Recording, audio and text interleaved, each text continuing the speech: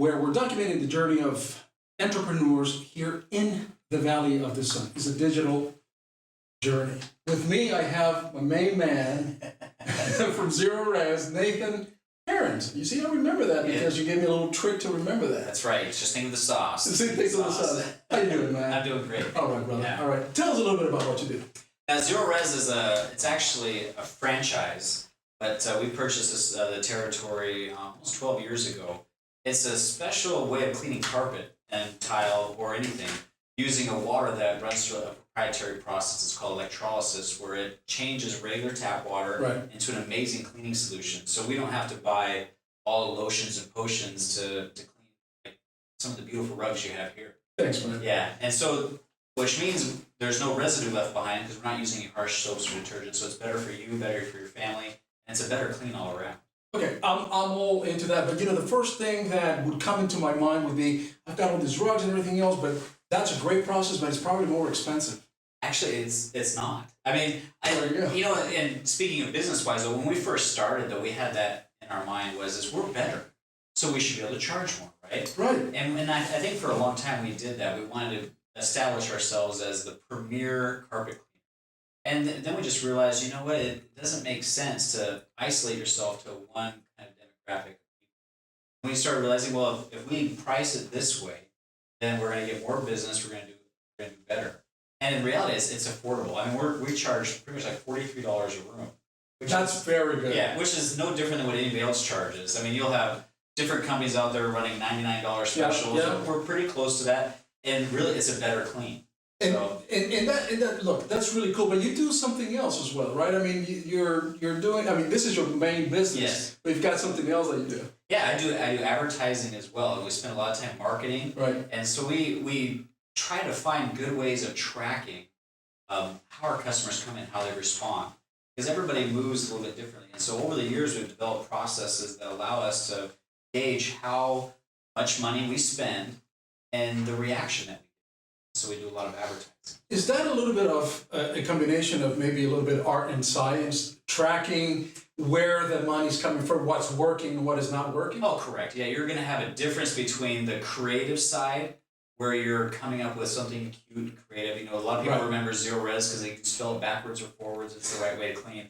Well, that's the creative side. That's cool. Okay, and then, like you said, you're right. There's a metrics, and I get told this all the time that, in fact, a lot of the people I advertise with, they get annoyed with us, but at the same time, they appreciate it. Like, no one tracks like you guys do. And it's like, well, because there's a system that if you're going to spend $100, you want to know you're getting something. Not just throw a dart on the wall and the chart comes back to you. You want to know that your advertising is working. Are you big on social media? I mean, are you spending a lot of time on social media, or are you going through the more of the old school type of route, radio, TV? We do a lot of social media, more as a means because that's where everybody's going. But we don't, in our research, we don't find that we're gaining a whole lot of business because of social media. We use a lot of the traditional type of advertising, radio, TV, print, the media type of stuff. We're hoping that because of our name recognition through those normal channels, that the social media is helpful, but no one ever calls in and says, "Oh yeah, I saw you on Facebook." It's kind of my pet peeve, and you just hit it right on the head, because I get the power of social media. I get the power that the social media can get your name out to tens of thousands of people, and there's brand awareness. Yeah. I get it.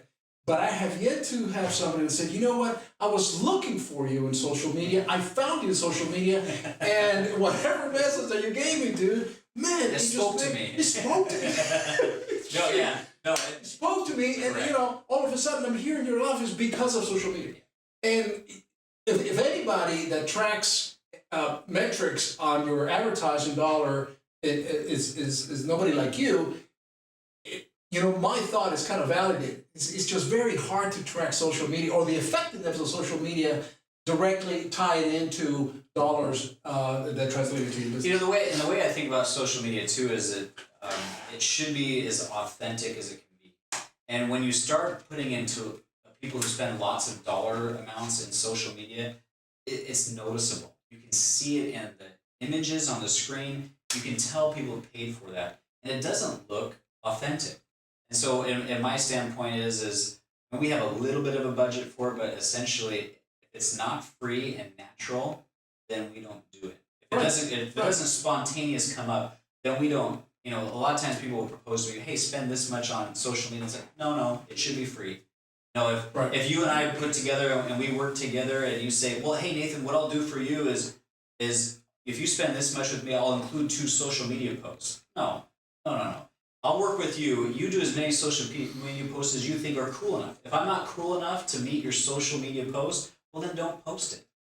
The way I view it is if my story is good enough, my content's good enough, you're going to want to post it. I shouldn't have to pay you. Let's talk about your story, as a matter of fact. I mean, you have a journey. I mean, you certainly learned this thing. It sounds to me like you're self-taught. I mean, you're not gonna ask somebody to or pay somebody to tell you how to do the metrics, how to do all these things. So this is something that you've learned on hard work. Hey, you know, my first business actually was when I was 10 years old. I was in the 4th grade and I found a dime. And so I went and I bought 3 pieces of the bazooka bubble gum. Do you remember the bazooka with the... Please, man, I'm 54. Come on now. They were 3 cents, and I sold them for 5 cents each. And I just kept a profit. By the time the principal shut me down, my mom was buying me 4 tubs from Costco every other week.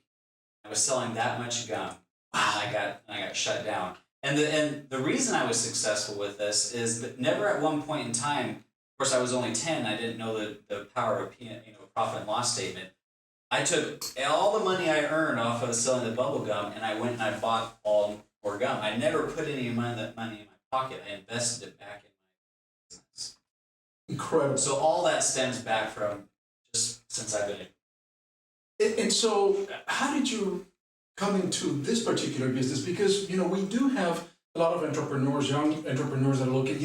I want to start a business, and I just know that I want to start a business, and I don't really have a definitive idea as to what I want to do. What would you recommend? I mean, that's... Well, I don't want to sound too cliche with, go with what your passion is. It's not cliche at all. But it is. When I was, before I was doing Zerorez, I actually, from college, started developing my own property management business. I figured out a little way to buy homes and rent them out, and I bought multiple homes where I had 5 or 6 homes, and I was renting. And carpet was a pain. Yep. I didn't want to clean it because right at the moment I already knew, soaps and suds, it's like, oh, it's just going to be nasty and dirty. Right. And so I usually end up just ripping it out and replacing it, which is kind of costly for a new tenant. And this was before Zerorez even came about.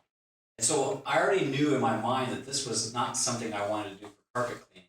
And then when I discovered Zerorez, I'm like, that makes sense because I have all these properties. And I never wanted to clean my carpet. I will clean my carpet now with this process. And so it was something that made sense to me, and when I discovered it, then I was sold on it. You not only became a customer, but you bought the company. Correct. Yeah. Essentially. Yeah. Now I just need to grow some more hair to go along with that. Exactly. Yeah.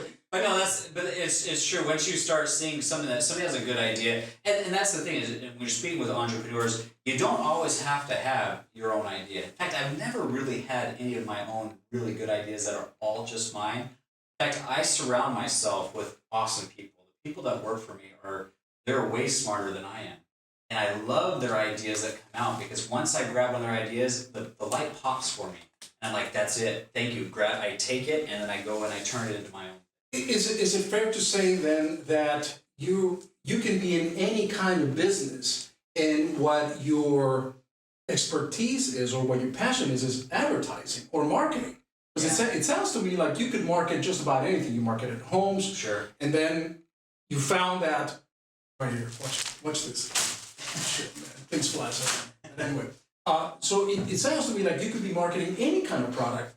And if you're able to measure the effectiveness of your expenditures, of your dollars out, you could be selling anything. Yeah, pretty much. I mean, that's why. I mean, I'm actually not a professional carpet cleaner, and I've learned quite a few things over the years. No, yeah, you are. You really are. I was not trained in any way whatsoever, but because when you get passionate about something, you then turn around and you learn everything you can about it. But you knew that this was a great product. I did.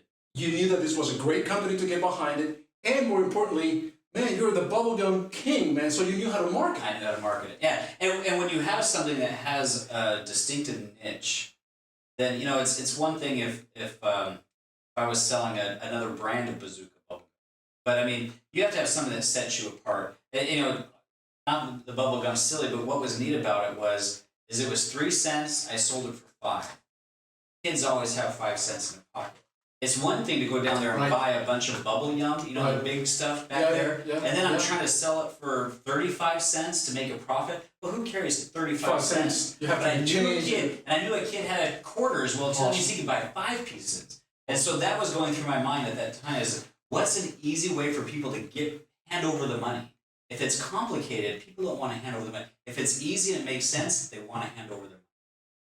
Is it then fair, if you were to give advice to entrepreneurs? Yes, follow your passion, and that's cliche. Right, that's fine. But as important is learn how to sell, learn how to market.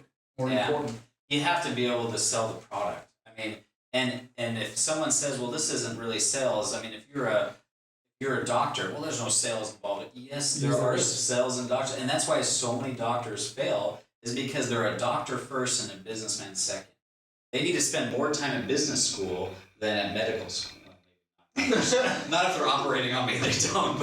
But no, you have to be a businessman, and you have to start to learn how to market and sell yourself. Otherwise, who's going to come into your door? And so you have to be a salesman at heart. If you're just a genius with great ideas, then you have a problem. You need to go find someone to help people. Don't do it. And that's the other thing too, is know what your strengths are. If that's not your strength, don't try to do it.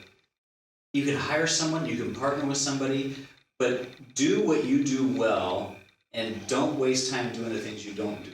And if you're going to partner up with somebody, be careful. Be smart. And be smart. Be smart. I mean, don't sign anything on the first day.